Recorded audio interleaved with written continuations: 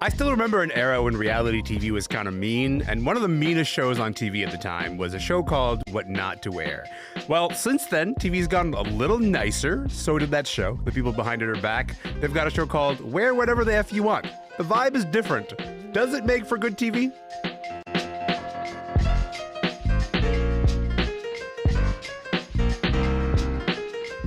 I'm Elamin Abdelmahmoud, and this is Commotion. Okay, do you remember the show? Do you remember the show on TLC, What Not to Wear? For 10 seasons, the hosts, Stacy London and Clinton Kelly, would take someone who either wanted a style makeover, or maybe someone in their life was like, you need something. We need to do something with this. So basically, they just kind of like ambush them because they were nominated by their friends or their family as being like, oh, this person's a fashion disaster, and we got to deal with this. And then they'd make them throw out all their old clothes and dictate basically a whole new look for them. And then along the way, make a lot of really snarky comments. Listen to this. This skirt, it's like a cheerleader skirt. And I was never a cheerleader in high school. It wasn't like the cool thing to do. So cheerleading wasn't cool in high school. No. And I would argue that it's not so cool to wear a skirt like this and socks like that when you are in your 30s. I wouldn't do it if I was in my 40s or 50s and my face looked like I was in my 40s or 50s. Yet we met you at a plastic surgeon's office where you're going to get Botox. So on some level, you know that you're old enough to need Botox. You could use some Botox yourself. That's mean. That is just mean television. Now, listen, after being off the air for more than a decade, Stacy and Clinton are back with a brand new show for Amazon Prime. It's called Wear Whatever the F You Want, which is clearly the exact opposite of the other thing. They have a different philosophy now on what makes for personal style. To talk about what has changed, Amil Niazi's here, Joan Summers is here. You guys, welcome to the show. I saw you literally hiding your face as we were listening to that clip, Joan. What was going on there as you were reacting to it? I was trying to control my reaction and look very demure for my favorite audience. And Tell me what you were reacting to. I just brings back those memories of like getting home from school, like junior year high school, mom's not home, dad's at work, flip on TLC, and I'm gonna binge my absolute favorite show and watch them totally eviscerate middle America for 3, 4, 5, 6, maybe 7 hours. Who knows? I mean, what's your reaction to hearing that clip? What do you remember about the original show? Yeah, I mean, the snark is like out of control. I love that she gave a little bit of it back and told Clinton that he also needs Botox, because you didn't usually see that. Usually the poor makeover guest just took the abuse and was like, "You're Sometimes right, would I'm weep. disgusting, I'm ugly, I'm weak, I don't have any sense of style." And we, the audience, just lapped it up. We're like, be meaner to them, like totally make them feel like garbage, and then give them a bad haircut and make them wear the same clothes that everybody else does. So we can laugh. Yeah, it was ruthless, mean television. Yeah, honestly, like, there was no other word for it but mean. Like the meanness was just, it was not even telegraphed. It was just like in every shot, in every sort of moment of that initial introduction when they would meet the person they're trying to make over. Amil, the show felt very centered around the hosts, Stacy and Clinton, and how opinionated they are and how harsh it can be around other people. What was the appeal of that? Like, why did we want to watch something like that? Well, I think, as an audience, we really get something out of other people saying the thing that is taboo, the thing that we would never say but often think. And for Stacy and Clinton to be able to just say the mean thing, to tell the woman that she's too old to wear a short skirt and bobby socks, something that you might have thought in passing, but you would never tell someone in your life, you're too old to wear that. And so they were kind of like an avatar for our worst desires and our worst thoughts and our worst impulses. And they just said it. They did it and they said it. And they were fun to watch in their meanness too. I don't want to just of course we wouldn't have enjoyed them if they weren't funny and snarky, and their friendship and their love for each other and the way they sort of giggled when each made like a really good joke. I think we also just got something out of that. I think we can't be that mean in real life. And so Stacy and Clinton allowed us to experience something that we all don't want to admit that we have inside of us. Joan, the subtext of what Amil is saying there is like, we all have these thoughts. We just don't actually get to air them out. And this show was sort of like an opportunity for those shows, for those thoughts to kind of, emerge. And I'm like, I try not to think like that. I try not to walk around and go like, hey, your outfit, yikes. But maybe that's just me, because I got to say, like, television was like this from 2003 till maybe 2013, which is like when the show was on. How much do you feel like this show is an artifact of that time? Yeah, I think that especially here in America, where the show was obviously very popular, it was such an expression of this like burgeoning anxiety in American media around specifically the way that women looked, the way that women dressed, where we shopped, how we put ourselves together. As women found more agency in the workplace, in the home, at school, with their career opportunities and their self-expression, and media became so much more disseminated and in our own hands, I think that a lot of conservatist beliefs started to bubble up in the way that we talked about women's bodies. You see this whether it's body size or clothing. And I think that this show specifically was such a good way for people to sort of channel all that onto these like avatars of like, no, you're 40, you can't do this. Time to put on the pencil skirt and the blazer from J.C. Penney and watch the kids or go to work at the office job. And that's all you ever get to be, And there's so much media that I think it also ties into. I was thinking a lot about the Rachel Zoe Project, which was another fashion show at the other end of this spectrum where, so much of what Rachel Zoe was doing was also sort of enforcing a certain body type and look onto her celebrity clients, of course, which is how so many people see themselves and see themselves through. But there's also this idea of like crushing people's dreams or hopes, like you look at American Idol, which was also kind of schlocky reality TV for the time.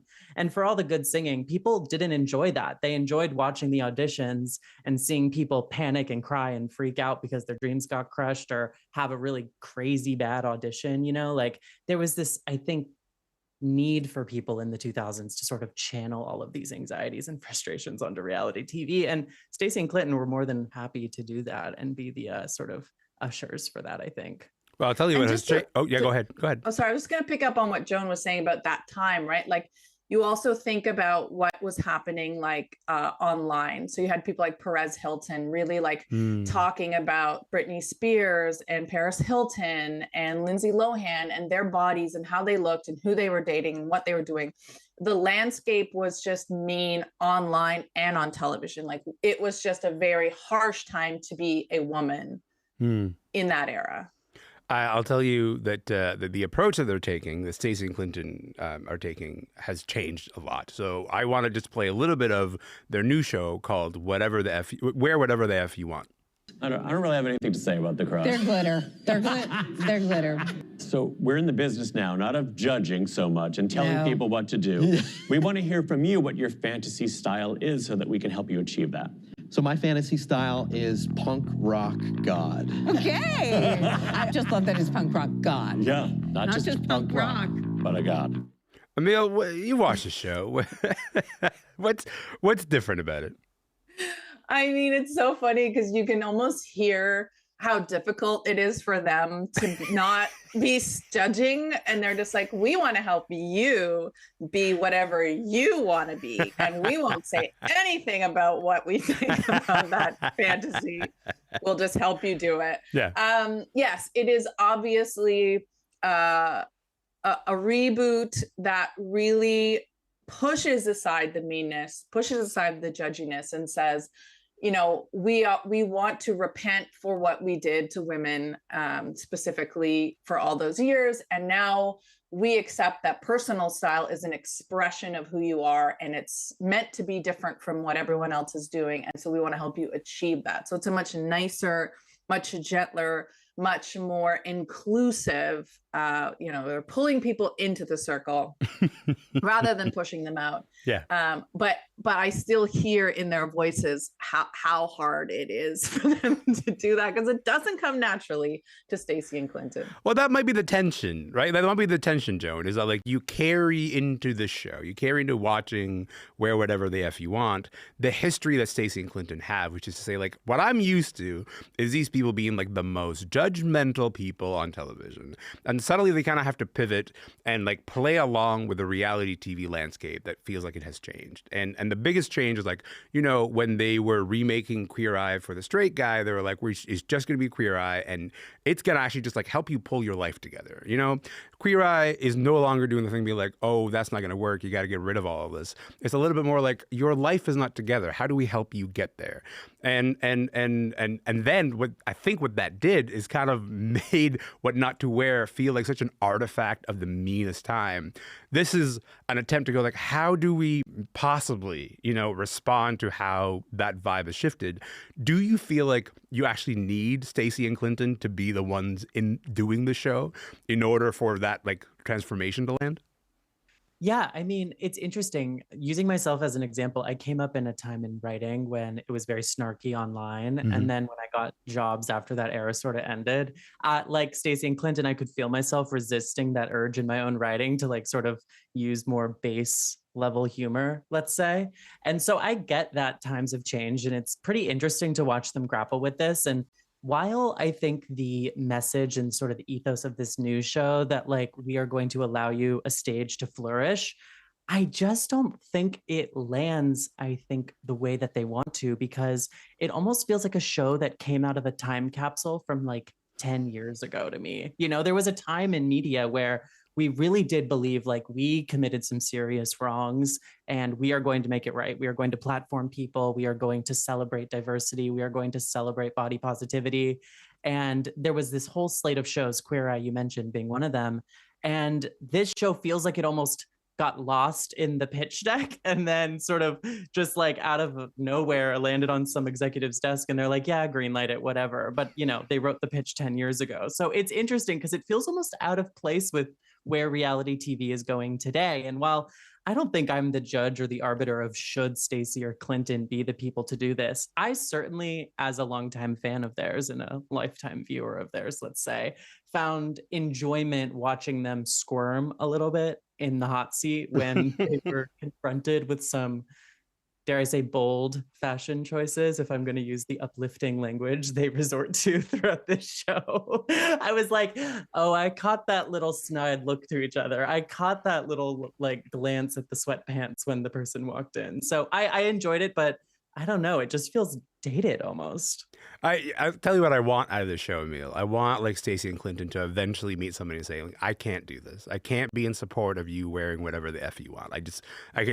There are limits to my patience, and this has kind of like surpassed the things that I can maybe accommodate. Emil, I got like maybe a minute left here, and I would be remiss not to acknowledge the fact that this is airing on Amazon Prime Video, and you can't help but notice the gigantic, and I mean gigantic, Amazon shopping links that come up in very large fonts at the end of the credits. What did you think when you first saw that coming up on the screen?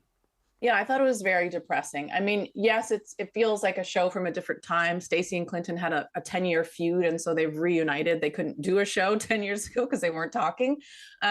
But the Amazon shoppable links at the end just is so reflective of where we're at in terms of fashion and style, which is that everyone is used to shopping on TikTok, on Instagram, immediately getting the cardigan. I've seen people post, you know, a really sad thing on Instagram, and the comments are like, where did you get that sweater? People want to be able to shop everything these days. And the links at the end just showed me that even though the show was meant to be about personal expression and finding your own way in the world of fashion, ultimately they just want everyone to be buying something and buying the same thing. And it just was very depressing to me, and made the show feel a bit like, hey, it's maybe too of the time in terms of the Amazon shopping links. That's very, very real. I got to leave it there. Amil, Joan, I've really appreciated this conversation. You guys are the best. Thank you for your time. Thank you. Bye. Have a great day. Talk to you soon. Amil Niazi is a writer at The Cut and she's in Toronto. And Joan Summers is a culture and fashion writer at Paper Magazine and co-host of the podcast Eating for Free. She's in Philadelphia. Where Whatever the F You Want is streaming now on Prime Video. All right, this is where we got to say goodbye to the folks who are watching on YouTube. But for the rest of you, stick around. We've got a story about one of the most prestigious performing arts schools in the world planning to go tuition free.